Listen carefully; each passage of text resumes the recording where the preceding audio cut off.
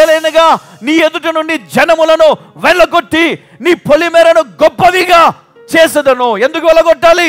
వాడు నీకు శత్రువు, వాడు నీకు అన్యాయము చేస్తా ఉన్నాడు, వాడు నీకు మోసము చేస్తా ఉన్నాడు, నీకు తెలియకుండా నీ వెనక గోయితో అవుతా ఉన్నాడు.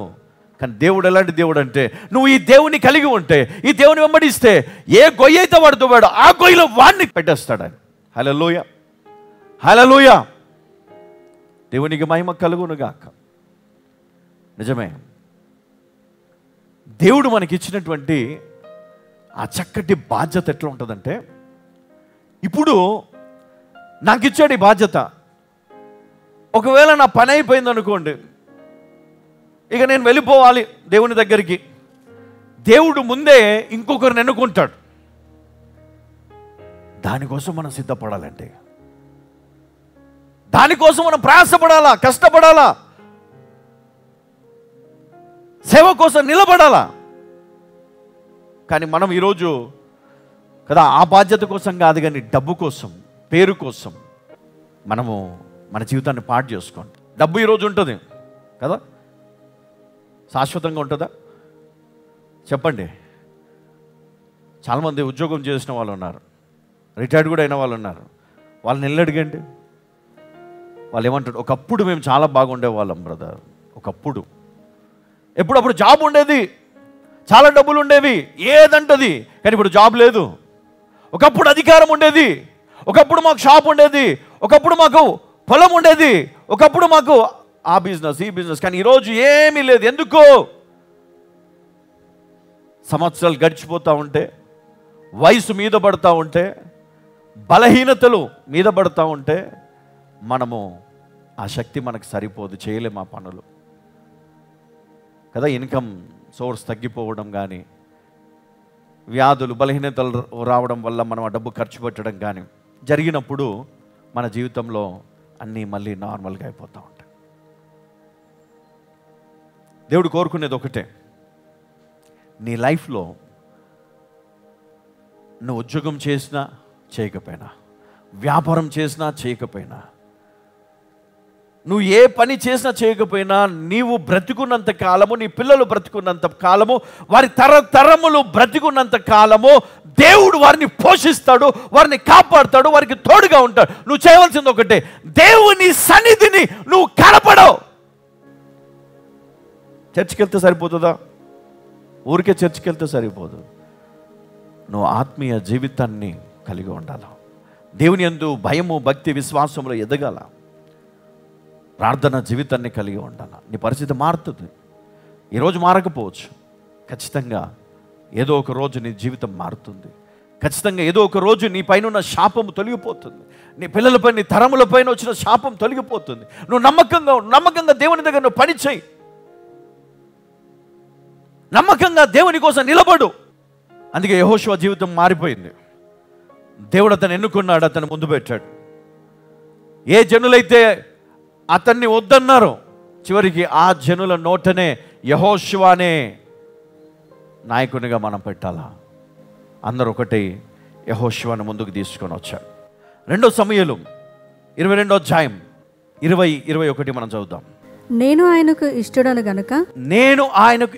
గనుక ఆయన నన్ను తప్పించెను. నా నీతిని బట్టి ఆయన నాకు ప్రతిఫలమును ఇచ్చెను. నా నిర్దోషత్వమును బట్టి నాకు ప్రతిఫలం ఇచ్చెను. చాలమ్మా, ఇక్కడ ఏమని మనం గమనించాలంటే, ఆయనకు ఇష్టుడు, నేను ఆయనకు ఇష్టుడను, నేను ఆయనకి ఇష్టురాలను గనక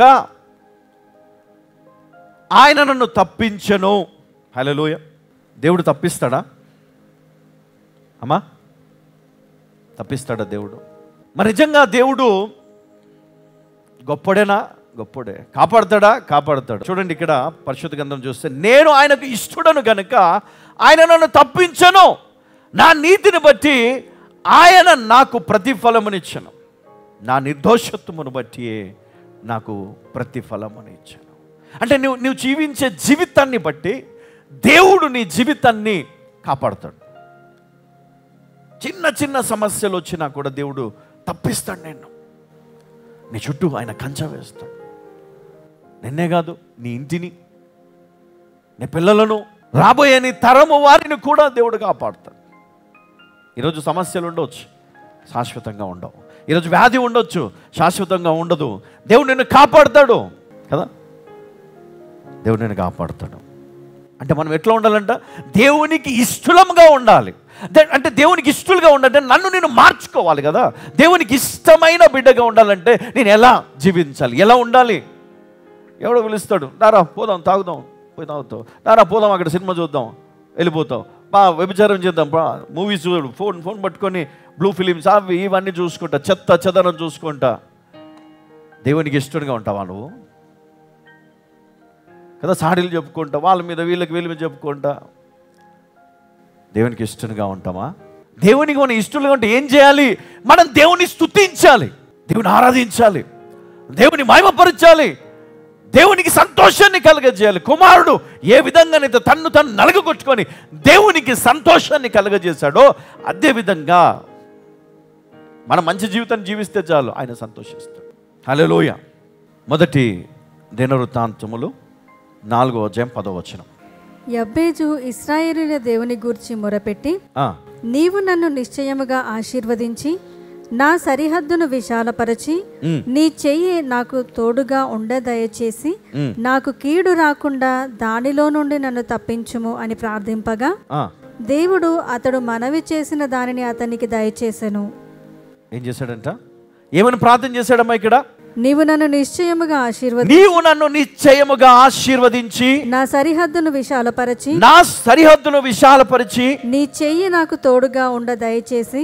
ఏమన్నాడు? నీ చెయ్యి నాకు తోడుగా ఉండ దయచేసి నాకు కీడు రాకుండా దానిలో నుండి నన్ను తప్పించుము. ఏమన్నాడు? నాకు కీడు రాకుండా దానిలో నన్ను తప్పించుము అని ప్రార్థింపగా దేవుడు అతని మనవి చేసిన దానిని అతనికి దయచేశాను అన్నాడు. ఇక్కడ ఎంతమంది ఈ విధంగా ప్రార్థన చేస్తూ ఉన్నారు?